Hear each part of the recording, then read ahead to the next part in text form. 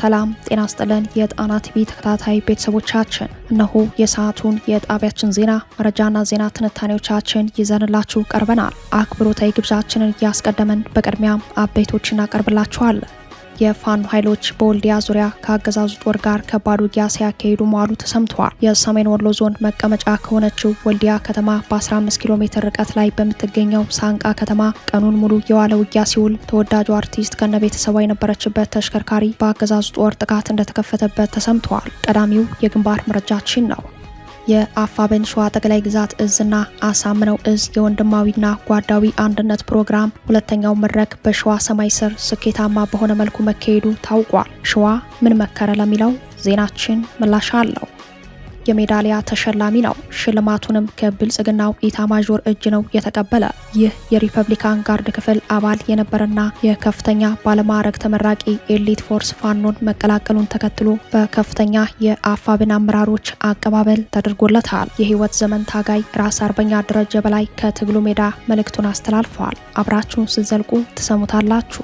የሱዳን ብሔራዊ ጦር ወታደሮች ወደ ኢትዮጵያ በመግባት ላይ ናቸው። የጄኔራል አብዱል ፈታህ አልቡርሃን ጦር ወደ ኢትዮጵያ በሰልፍ እየገባ ያለው እጅ ለመስጠት ነው። እጅ የሚሰጠውም ለብልጽግና ሰራዊት ሆኗል። አነጋጋሪ ክስተት ሆኗል። ሁኔታው በቀጠናው የቀጠለውን ቀውስ የሚያሳይ ነው ተብሏል። ለሰዓቱ የመረጥንላችሁ ቀጠናዊ ዜና ትንታኔያችን ነው።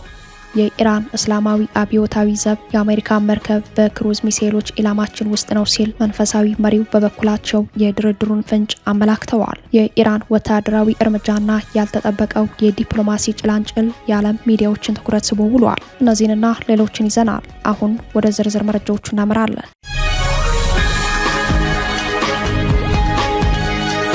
የፋኖ ኃይሎች በወልዲያ ዙሪያ ከአገዛዙ ጦር ጋር ከባድ ውጊያ ሲያካሂዱ መዋሉ ተሰምተዋል። የሰሜን ወሎ ዞን መቀመጫ ከሆነችው ወልዲያ ከተማ በ15 ኪሎ ሜትር ርቀት ላይ በምትገኘው ሳንቃ ከተማ ቀኑን ሙሉ የዋለ ውጊያ ሲውል ተወዳጁ አርቲስት ከነቤተሰቧ የነበረችበት ተሽከርካሪ በአገዛዙ ጦር ጥቃት እንደተከፈተበት ሰምተናል። በፋኖ ኃይሎችና በብልጽግናው አገዛዝ መካከል በቀጠለው ውጊያ በወሎ ቤት አማራ አዲስ የውጊያ ግንባር ተከፍተዋል። በዚህ አፍላ ውጊያ አፋብኃኝ ምኒልክ ዕዝ 106ኛ ኮር 15ኛ ክፍለ ጦር የፋኖ ኃይሎች የተመራ ሲሆን ውጊያው ዛሬ መጋቢት 16 ቀን ከጠዋቱ 2 ሰዓት ተኩል ጀምሮ እስከ ቀኑ 11 ሰዓት ተኩል ድረስ ለተከታታይ 9 ሰዓት መካሄዱን እዙ አስታውቋል። በዚህ ከፍተኛ ትንቅንቅ የ15ኛ ክፍለ ጦር የፋኖ ኃይሎች በውስን ኪሳራ በአገዛዙ ጦር ላይ ከባድ ኪሳራ ማድረስ መቻላቸው የተሰማ ሲሆን ውጊያው ከተካሄደበት ሳንቃ ከተማ ወደ መጣበት በቅሎ ማነቂያ ለመሸሽ ተገደዋል። በዚህ አውደ ውጊያ በርከት ያለ ክላሽ 5 ሳጥን የብሬን ተተኳሽ 260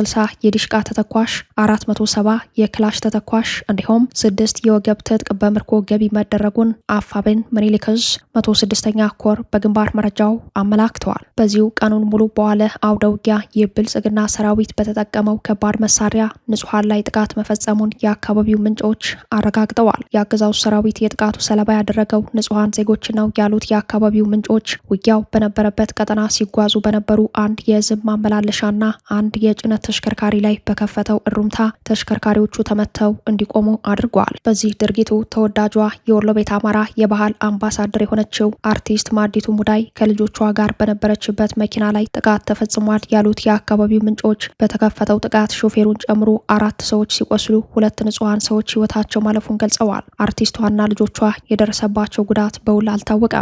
አፋብኃኝ ምኒልክ ዕዝ በበኩሉ ይህ በንጹሃን ላይ ያነጣጠረ ጥቃት የአገዛዙን የክፋት ጥግ የሚያሳይና የትግላችንን አስፈላጊነት ይበልጥ የሚያረጋግጥ ነው ብሏል። በተመሳሳይ የግንባር መረጃ አፋብኃኝ ምኒልክ ዕዝ 106ኛ ኮር 34ኛ ክፍለ ጦርና 22ኛ ክፍለ ጦሮች የአገዛዙን የጥፋት እንቅስቃሴ በማደናቀፍ ድል ማስመዝገባቸውን እዙ ገልጿል። ከሰሞኑ ተጠናክሮ በቀጠለው በሰሜን ወሎ የአውደ ውጊያ ቀጠናዎች መጋቢት 14 ከጋሸናና ከወልዲያ በግፍ ኃይል በማስገባት 3 ቢኤም 2 ዙ 23 ለቁጥር የሚታክቱ እግረኛ እንዲሁም በዲሽቃና በሞርተር ጭምር በመታገዝ ወደ መቄት ዋድላና እስታይሽ አቅጣጫ ውጊያ ቢከፍትም በፋኖ ኃይሎች መልሶ ማጥቃት ሙሉ በሙሉ ተመክቶ ወልዲያና ጋሸና ለመሰብሰብ እንደተገደደ እዙ በግንባር መረጃው አረጋግጧል። ይህ በእንዲህ እንዳለ የአፋብኃኝ ሸዋ ጠቅላይ ግዛት እዝና አሳምነው እዝ የወንድማዊና ጓዳዊ አንድነት ፕሮግራም ሁለተኛው መድረክ በሸዋ ሰማይ ስር ስኬታማ በሆነ መልኩ መካሄዱ ታውቋል። የአማራ ፋኖ ብሔራዊ ንቅናቄ አፋብኃኝ መመስረቱን ተከትሎ በወርሃ የካቲት መጨረሻ ላይ በሸዋ የሚገኙት ሁለቱ እዞች የአንድነት ጉዟቸውን ያሳዩበት የመጀመሪያውን የአንድነት መድረክ የአፋብን አሳምነው እዝ በሚያስተዳድራቸው ቀጠናዎች በየካቲት 29 ቀን 2018 የተካሄደ ሲሆን ሁለተኛው መድረክ የአፋብን ሸዋ ጠቅላይ ግዛት እዝ በሚያስተዳድራቸው ቀጠናዎች የተገኙት የሁለቱም የእዝ መሪዎችና ልኡካን ቡድን በተገኙበት የአማራው የመጀመሪያ የሸዋ አንድነት በደማቅ ሁኔታ ፕሮግራሙ ተካሂዷል ሲል መረጃውን ያደረሰን አፋብን ሸዋ ቀጠና ነው። የሁለቱ ወንድማማች እዞች ሁለተኛው መድረክ መጋቢት 14 ቀን 2018 አንድ ሆነን የህዝባችንን የህልውና አደጋ እንቀለብሳለን በሚል መሪ ቃል የተከበረ ሲሆን በተዘጋጀው የአንድነት መድረክ ላይ የአፋብን ፖሊት ቢሮ አመራሮች፣ የሁለቱም እዝ ከፍተኛ አመራሮች፣ የኮርና የክፍለ ጦር አመራሮች፣ የፋኖ ሰራዊት አባላት፣ የሃይማኖት አባቶች፣ የሀገር ሽማግሌዎች፣ የክላስተር አመራሮች፣ የአርበኞች ፋኖ ጦር ሰራዊት አመራሮችና ሌሎች ጥሪ የተደረገላቸው የማህበረሰብ ክፍል በተገኙበት በአይነቱ ለየት ያለ የሸዋ ወንድማዊ አንድነት መድረክ ፕሮግራም ተካሂዷል። የአፋብን ተቀዳሚ ምክትል ሰብሳቢ አርበኛ መከታው ማሞና የአንድነት አመቻች ኮሚቴው ሰሞኑን ለተከታታይ ቀናት በየደረጃው ለሚገኙ አመራሮች የሸዋ አንድነቱን ሂደት የማስረዳት ሰፋፊ መድረኮች የተካሄዱ ሲሆን በትናንትናው ዕለትም የተጀመረውን የሸዋ ወንድማዊ አንድነት መድረክ የሚያጠናክር ሁለተኛው መድረክ ተካሂዷል። አርበኛው በመክፈቻ ንግግሩ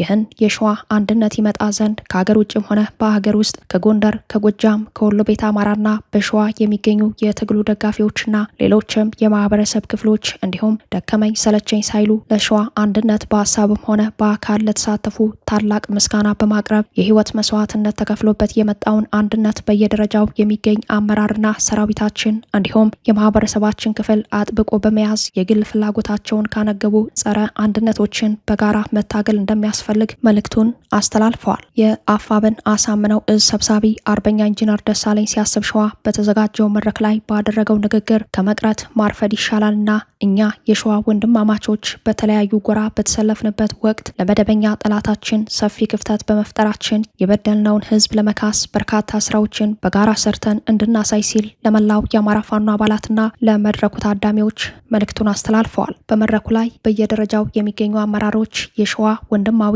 አንድነትን በማስመልከት መልእክት ያስተላለፉ ሲሆን የአፋብን ሸዋ ጠቅላይ ግዛት እዝ ህዝብ ግንኙነት መምሪያ ኃላፊ አርበኛ አበበ ሙላቱ መድረኩን በተሳካ ሁኔታ እንደመራው በግንባር መረጃው ላይ ተመላክተዋል። አድማጭ ተመልካቾቻችን የዚህን ፕሮግራም ሙሉ ዝግጅት በጣና ቲቪ ኦፊሻል ዋና ቻናል ላይ እንደምታገኙት በማስታወስ ወደ ቀጣዩ ዜናችን እናምራለን። የሪፐብሊካን ጋርድ ክፍል አባል የነበረውና የከፍተኛ ባለማዕረግ ተመራቂው ኤሊት ፎርስ ፋኖን መቀላቀሉን ተከትሎ በከፍተኛ የአፋብን አመራሮች አቀባበል ተደረገለት። የህይወት ዘመን ታጋይ ራስ አርበኛ ደረጀ በላይ ከትግሉ ሜዳ መልእክቱን አስተላልፈዋል። ከሰሞኑ የሪፐብሊካን ጋርድ አባል የነበረውና የከፍተኛ ባለማዕረግ ተመራቂ ሆነው 10 አለቃ ጌታሰው አዳነ ፋኖን መቀላቀል በቀሪ የሪፐብሊካን ጋርድ አባላት ላይ መነቃቃት ፈጥሯል። ይህን ባስመለከተ የአፋብን ጎንደር ጠቅላይ ግዛት እዝ ከፍተኛ አመራሮች ለጉዳዩ ልዩ ትኩረት ሰጥተው የእንኳን ደህና መጣ አቀባበል በማድረግ ለቀሪ የሪፐብሊካን ጋርድ ክፍል አባላት ጥሪ አቅርበዋል። የቀድሞ የሪፐብሊካን ጋርድ አባል የነበረው 10 አለቃ ጌታሰው አዳነ በትምህርት ዝግጅቱ በቢኤስሲ ዲግሪ በሕክምና የተመረቀ ሲሆን ከ801 ተመራቂዎች መካከል አንደኛ በመውጣት የባለማዕረግ ተመራቂ በመሆን ከብልጽግናው ኢታማዦር ብርሃኑ ጁላ እጅ የወርቅ ሜዳሊያ መሸለሙ ባቀረበው መረጃ አረጋግጧል። ይህ የቀድሞ የሪፐብሊካን ጋርድ አባል በውትድርና ያሳለፈው ጊዜ በጥንካሬ በትዕዛዝ መከበርና በሙያዊ ብቃት የተገነባ እንደነበር በማስታወስ ሆኖም ግን ጊዜ ሲቀጥል እውነታዎች በአይኔ የተገለጡ የሚለው 10 አለቃ ጌታሰው አዳነ ጸረ አማራውን ስራ ጥሉ የፋኖ ወንድሞቹን መቀላቀሉን አስረድተዋል። በተለይ አሁን ኦህዴድ የሚባለው ስርዓት ሲያደርጋቸው የነበሩ በጣም ብዙ ችግሮች በአማራ ላይ በተለይ በኮሎኔሎች ላይ በጀነራሎች ላይ ስመለከት ነበር። ጀነራል ሆኖ ማንኛውም በተለይ የሰሜኖች የአማራ ተወላጆች ያገለግላሉ እንጂ መወሰን አይችሉም። የወረደውን መምሪያ ብቻ ያስፈጽማሉ። ነገር ግን እነሱ ራሳቸውን ድራፍት አድርገው የሆነ ነገር ዲሲሽን ማድረግ አይችሉም። ያ ነገር በተጠና ሁኔታ በደንብ ሲከታተል ነበረ። ስለዚህ ይሄ ነገር በጣም ያሳስበኝ ነበረ። ምክንያቱም እኔ የሄድኩኝ ለአንድ ስርዓት ሳይሆን አጠቃላይ ለኢትዮጵያ ብዬ ለማገልገል ስለሄድኩኝ፣ ነገር ግን ይህን አሰራር ስመለከት በጣም ሲቃወም ነበረ። ከጎን ያሉትን ሰራዊቶችም በተለይ እስከ 50 አለቃ ያሉትን ሳነቃ አጠቃላይ አዌርነስ ፈጥር የፖለቲካ ችግር እንዳለ ስመክር ነበር የቆየሁት። በዚህ ሁኔታ የኦህዴድ ብልጽግና አገዛዝን ጥሎ የወጣው የሪፐብሊካን ጋርድ አባሉ በአሁኑ ሰዓት አንድም የፋኖ ታጋይ በሕክምና እጥረት መሞት የለበትም በሚል ተነሳሽነት በሙያው እየተዋጋም እያከመም የአማራ ሕዝብ የህልውና ትግል ለድል እንዲበቃ ፋኖን መቀላቀሉን አስረድተዋል። በሕክምና እውቀቱና በወታደራዊ ክህሎቱ የፋኖን ትግል የተቀላቀለውን 10 አለቃ ጌታሰው አዳነን በክብር የተቀበሉት የአፋብን ጎንደር ጠቅላይ ግዛት እዝ ከፍተኛ አመራሮች በተለይም አርበኛ ደረጀ በላይ የሚከተለውን መልእክት አስተላልፈዋል። ተነስተልን እናመሰግናለን። ያው ታጋይ ጌታሰው አዳነ እንደምን አለህ? እንደምን እንኳን ወደ አማራ ፋኖ ትግል በሰላም ለመቀላቀል አበቃ። በመምጣትህ ትግልህ ከአማራ ድርጅት ከአማራ ብሔራዊ ንቅናቄ የፋኖ ትግል በመቀላቀልህ ሌሎችም በዚህ ልክ ነገ ካንተ ይሳባሉ የሚል አመኔታ አለኝ። ያው እንግዲህ እንደምታየው ኮሎኔል ያው እንደምታያቸው ብዙ ትግል አሳልፈዋል ተቀላቅለው።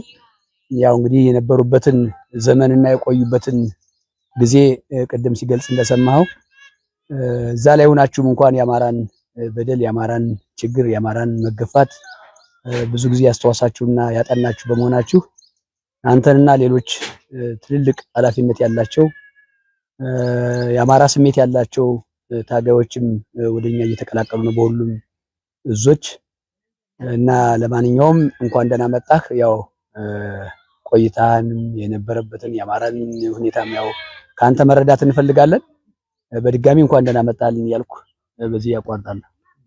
በድሮን ጥቃትና በተለያዩ ከባድ መሳሪያዎች የተፈጸመው የህዝብ መከራ በቀጥታ ስመለከት ልቤ ተሰበረ። በእነዚህ ሁኔታዎች ውስጥ በውትድርና መቆየቴ ራሴን እንድጠይቅ አደረገኝ በማለት ለራሱ ንስሐ የገባውን 10 አለቃ ጌታሰው አዳነን ፈለግ በመከተል ሌሎች የሪፐብሊካን ጋርድ አባላትና መሰረታዊ ወታደሮች የፋኖን ትግል እንዲቀላቀሉ የህይወት ዘመን ታጋይ ራስ አርበኛ ደረጀ በላይ ጥሪውን አቅርበዋል። የቀድሞው የሪፐብሊካን ጋርድ የነበረው የአሁኑ ፋኖ 10 አለቃ ጌታሰው አዳነ በበኩሉ ቀሪውን ዘመኔን ሙሉ ታማኝነት በቅንነትና በሙያዊ ብቃት ለሰፊው የአማራ ህዝብ ለማገልገል ቃል እገባለሁ። ይህ ቃል ብቻ አይደለም፣ በተግባር የሚገለጥ ኃላፊነት ነው ሲል ለህልውና ትግሉ ያለውን ታማኝነት አረጋግጧል። ይህ በእንዲህ እንዳለ አፋብን ጎንደር ጠቅላይ ግዛት እዝ በማዕከላዊ ጎንደር ነጻ ባወጣቸው ቀጠናዎች ከመምህራንና ከተማሪዎች ጋር በሰላምና መረጋጋት ዙሪያ ምክክር ማድረጉን የእዙ ህዝብ ግንኙነት ክፍል ባደረሰን ልዩ መረጃ ላይ ተመላክቷል። በአርበኛ ሰለሞን አጠናና አርበኛ ሽርብ በተመራው መድረክ የሚከተለው አንኳር መልእክት መተላለፉን እዙ ለጣቢያችን በላከው የምስል ማስረጃ ገልጿል። አጭበርብሮ ለመመረጥና ህዝብ ወዶኛል፣ ህዝብ ተቀብሎኛል፣ ተመርጫለሁ ብሎ ለዓለም አቀፉ ማህበረሰብ ለውጭ መንግስታትም እርዳታ አርዶኝ እኛን የሚገልበትን ጥይት ለመረዳት የተለያየ ልመና ለማድረግ ይሄን ፕሮፓጋንዳ የፖለቲካ ስራ እየሰራ ስለሆነ በዚህ ልክ ለቤተሰቦቻችሁ ይሄን መልእክት እንድታደርሱ ነው። አንዱ በየቤታችሁ ሂዳችሁ ከዚህ ውጭ ዲሲፕሊን ሆናችሁ ትምህርታችሁን በደንብ መማር መከታተል፣ በአጥር መዝለል፣ ሾልኮ መሄድ፣ ከትምህርት ገበታ በሰዓት አለመገኘት ጭምርት መምህራኖቹ እየመዘገባችሁ ችግር ያለበት ተማሪ እዚህ ላሉ የፋኖ አመራርም ይሁን ለሚመለከተው ሰው ታቀርባላችሁ። አርበኛ ሽርብ የአማራ ፋኖ ቅድም ሲባል እንደነበረው ህዝባዊ ጎንደር ጠቅላይ ግዛት እዝ የሲቪል አደረጃጀት ኃላፊ ነው። እዚህም ቀጠና ሁሉ የሚገኘው እሱ ስለሆነ በሱ በኩል እርምጃ የሚወሰድበት ተማሪ የሚመከረው ይመከራል፣ የሚቀጣ ይቀጣል። መምህራኖቻችሁን ልታከብሩ የቀለም አባት ሊከበር ይገባዋልና ይሄን እንድታስተካክሉ ጋጠወጥ የሆናችሁ ተማሪዎች ካሁኑ መስመር እንድትይዙ ዲሲፕሊን ሆናችሁ ትምህርታችሁን እንድትከታተሉ በዚሁ አጋጣሚ በደንብ ማሳሰብ ፈልጋለሁ።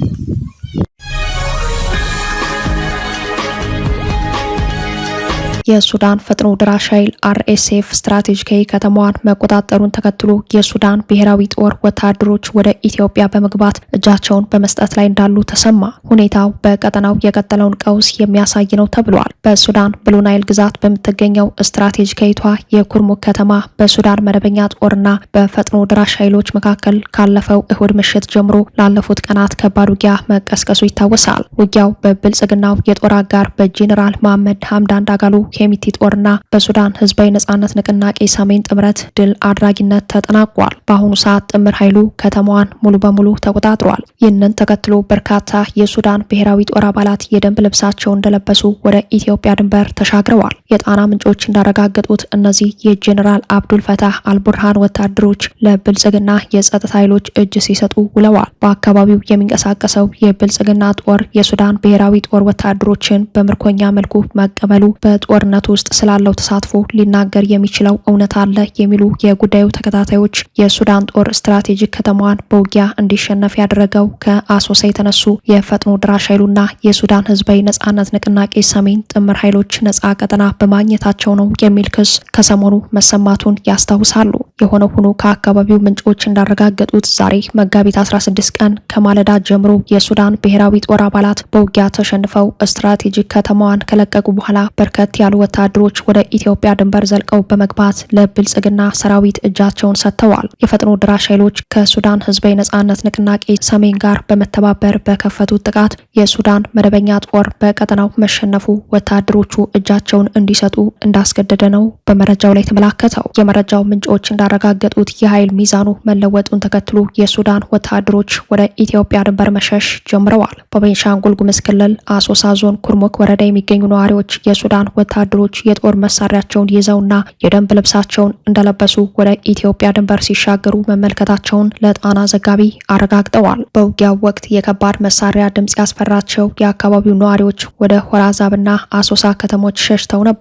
በአሁኑ ወቅት ውጊያው በመቆሙና አካባቢው እየተረጋጋ በመሆኑ ነዋሪዎች ወደ ቀያቸው በመመለስ ላይ ናቸው። ሆኖም የንግድ ተቋማት በድጋሚ ስራ ለመጀመር አሁንም ስጋት እንዳለባቸው በተለይም የጄኔራል አልቡርሃን ጦር በአየር ኃይሉ የጦር ጀቶችና ድሮኖችን በመጠቀም ስትራቴጂክ ከተማዋንና የኢትዮጵያ ግዛቶችን የሚያካትት መጠነ ሰፊ የበቀል ጥቃት ያደርሳል የሚል ስጋት በነዋሪዎቹ ዘንድ አይሏል።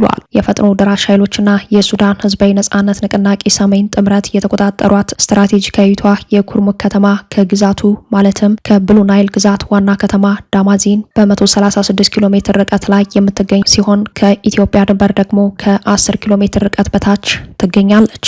ኩርሙክ ለረጅም ጊዜ የወታደራዊ ግጭቶች ማዕከል ሆና መቆየቷን የሚያወሱ የሱዳን ፖለቲካ ተንታኞች በተለይም እንደ አውሮፓውያን አቆጣጠር በ1990ዎቹ በሟቹ ጆን ጋራንግ በሚመራው የሱዳን ህዝባዊ ነጻነት ንቅናቄ በነበረው ጦርነት ወቅት ከፍተኛ ውጊያ አስተናግዳለች። አካባቢው ለሱዳን የኤሌክትሪክ ኃይል ማመንጫና የውሃ አቅርቦት ወሳኝ ከሆነው ከሮሴረስ ግድብ ጋር ባለው ቅርበት የተነሳ ከፍተኛ ስትራቴጂካዊ ዋጋ አለው። በተጨማሪም ኩርሙክ ሱዳንን ከኢትዮጵያና ከደቡብ ሱዳን ጋር የሚያገናኝ መጋጠሚያ መሆኗ ትልቅ ወታደራዊ ጠቀሜታ አላት። በጄኔራል አልቡርሃን ጦርና በአርኤስኤፍ መካከል እንደ አውሮፓውያን የዘመን ቀመር ሚያዝያ 2023 ጦርነት ከተቀሰቀሰ ጀምሮ የብሉ ናይል ክልል በስትራቴጂካዊና ኢኮኖሚያዊ ክብደቱ ምክንያት ቁልፍ የውጊያ ሜዳ ሆኖ ቆይተዋል። የአካባቢው መያዝ ወሳኝ የአቅርቦት መስመሮችን የሚነካ ሲሆን በተለይም እንደ ዳማዚን ባሉ የከተማ ማዕከላት ላይ ቀጥተኛ ተጽዕኖ ይኖረዋል። እንደ ፖለቲካ ተንታኙ አማር ናጅም ገለጻ ኩርሙክን መቆጣጠር ማለት የብሉ ናይል ግዛት ከስናር ግዛት ጋር የሚያገናኙት ዋና ዋና መተላለፊያዎች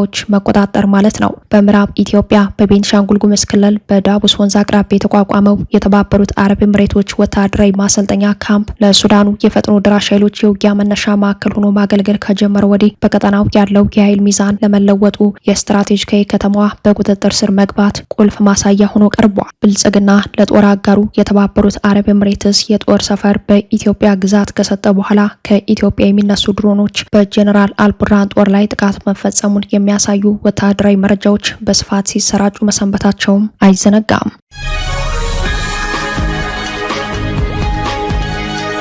የኢራን እስላማዊ አብዮታዊ ዘብ የአሜሪካ መርከብ በክሩዝ ሚሳኤሎች ኢላማችን ውስጥ ነው ሲል መንፈሳዊ መሪው በበኩላቸው የድርድሩን ፍንጭ አመላክተዋል። የኢራን ወታደራዊ እርምጃና ያልተጠበቀው የዲፕሎማሲ ጭላንጭል የዓለም ሚዲያዎችን ትኩረት ስቦ ውሏል። የመካከለኛው ምስራቅ ውጥረት በአንድ በኩል ወደ ከፋ ወታደራዊ ግጭት እያመራ ባለበት በዚህ ወቅት በሌላ በኩል ደግሞ አዲስ የዲፕሎማሲ አቅጣጫ ሊፈጠር እንደሚችል የሚጠቁሙ መረጃዎች እየወጡ ነው። ኢራን በሁለት መንታ ሰይፎች በመጫወት ላይ ነች። በአንድ በኩል ወታደራዊ እርምጃዎቿን አጠናክራ ስትቀጥል፣ በሌላ በኩል የድሮን በሮችን ሚስጥራዊ በሆነ መልኩ በመክፈት አማራጮችን እያየች ነው። በወታደራዊ እርምጃው ረገድ የኢራን እስላማዊ አብዮታዊ ዘብ ባወጣው መግለጫ በባህር ላይ የሚገኘውን የአሜሪካውን ግዙፍ የአውሮፕላን ተሸካሚ መርከብ ዩኤስኤስ አብርሃም ሊንከን በባህር ላይ ተወንጫፊ ክሩዝ ሚሳኤሎች ኢላማ ማድረጉን አስታውቋል። ይህ በቁመቱ 332.8 ሜትር የሚረዝም በከፍታው ደግሞ 317 ሜትር የሚልቅ ግዙፍ የጦር አውሮፕላኖችን ተሸካሚ መርከብ በባህር ላይ ተወንጫፊ ክሩዝ ሚሳኤሎች ኢላማ ውስጥ ነው ያለችው ኢራን በድርድሩ ላይ የበላይነት ለመያዝ የምታደርገው ጥረት አካል ነው ቢባልም ይህ እርምጃ አሜሪካ በቀጠናው ባላት ወታደራዊ መዋቅር ላይ የተሰነዘረ ቀጥተኛ ጥቃት ተደርጎ ተወስዷል። በተመሳሳይ መረጃ ኢራን በእስራኤል የኃይል ማመንጫ ጣቢያ ላይ ከባድ የሚሳኤል ጥቃት መፈጸሟ ተሰምተዋል። ዛሬ መጋቢት 16 ቀን ጦርነቱ በጀመረ 25ኛው ቀን ላይ ይፋ የሆነው መረጃ እንደሚያሳየው ኢራን በእስራኤል ሀደራ በሚገኘው ከፍተኛ የኃይል ማመንጫ ጣቢያ ላይ ቀጥተኛ የሚሳኤል ጥቃት አድርሳለች። ይህ ጥቃት በቀጠናው ያለውን ጦርነት ወደ አስፈሪ ምዕራፍ እያሸጋገረው ሲሆን የሀደራ የኃይል ማመንጫ ጣቢያ መመታት በእስራኤል የኤሌክትሪክና የኃይል አቅርቦት ላይ ከፍተኛ መስተጓጎል እንደፈጠረ ተነግሯል። ጥቃቱን ተከትሎ በእስራኤል የነዳጅና የኃይል አቅርቦት እጥረት በመከሰቱ እስራኤል ብሔራዊ የአስቸኳይ ጊዜ አዋጅ አውጃለች። በሃይፋና በመካከለኛው እስራኤል ሰማይ ላይ በርካታ የሚሳኤል መቃወሚያዎች ሲተኮሱና ፍንዳታዎች ሲሰሙ ውለዋል። ይህ የኢራን እርምጃ እስራኤል ጠንካራ የአጸፋ እርምጃ እንድትወስድ ሊያነሳሳት ስለሚችል ቀጠናው ከዚህ ወደ ከፋ ሰፊ ጦርነት ሊገባ እንደሚችል የዓለም አቀፍ ተንታኞች በስጋታቸው እየገለጹ ነው። ይህ ወታደራዊ ውጥረት ባለበት ሁኔታ የኢራን አዲሱ ጠቅላይ መሪ ሞጅታባ ኻሜኒ ከአሜሪካ ጋር ለመደራደርና ስምምነት ላይ ለመድረስ ፈቃደኛ መሆናቸውን አልአረቢያ የእስራኤል መገናኛ ብዙሃንን ጠቅሶ ዘግቧል። ይህ መረጃ በኢራን በኩል የታየ ያልተጠበቀ የፖሊሲ ለውጥ እንደሆነ እየተነገረ ነው። በእርግጥ ሌሎች ተንታኞች እንደሚሉት ኢራን ዛሬ በእስራኤል ላይ የፈጸመችው ጥቃት ፓኪስታን የአሜሪካ የሰላም ጥያቄና መልእክት ለኢራን ካደረሰች በኋላ መሆኑ የኢራን እርምጃ ዲፕሎማሲያዊ ጥረቱ ላይ እንቅፋት ገጥሞታል የሚል መላምት እንዲያስቀምጡ አድርጓቸዋል። በአጠቃላይ በቀጠናው ያለው ሁኔታ በአንድ በኩል የሚሳኤል ጥቃቶች የሚሰነዘሩበት፣ በሌላ በኩል ደግሞ የድርድር በሮች ክፍት ሊሆን የሚችሉበት እጅግ ውስብስብ ምዕራፍ ላይ ይገኛል።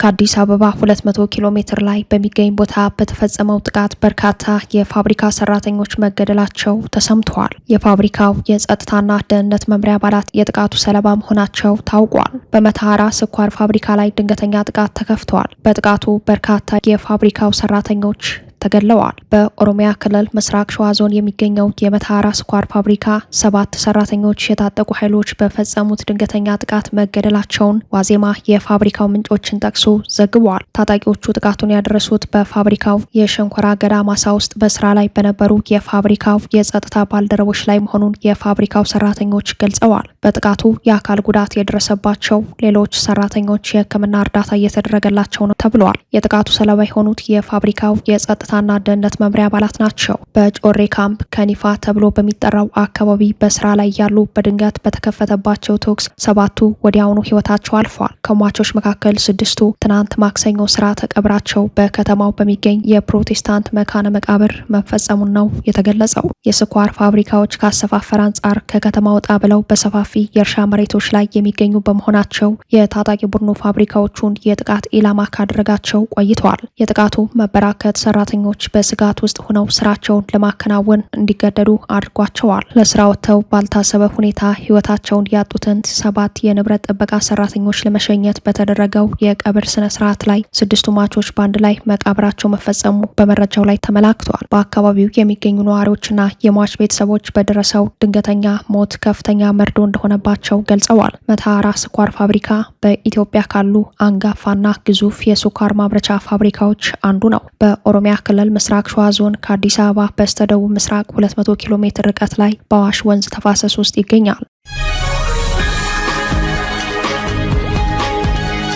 ክቡራትና ክቡራን ቤተሰቦቻችን ለሰዓቱ የተሰናዱት መረጃዎቻችን የተከታተሏችኋችሁን ይመስሉ ነበር። አብራችሁን ስለቆያችሁ ልባዊ ምስጋናችን ይድረሳችሁ እያለን የጣና ቲቪ ወቅታዊ ዜናዎች፣ ትንታኔዎችና ልዩ ልዩ ፕሮግራሞች እንዲደርሷችሁ ቻናላችን ሰብስክራይብ በማድረግ ቤተሰብ ይሁኑ። በተሳትፎ የትግል ሚዲያውን እንዲያጠናክሩ ጥሪያችን እናቀርባለን። ጣና ቲቪ ከሀቅ ጋር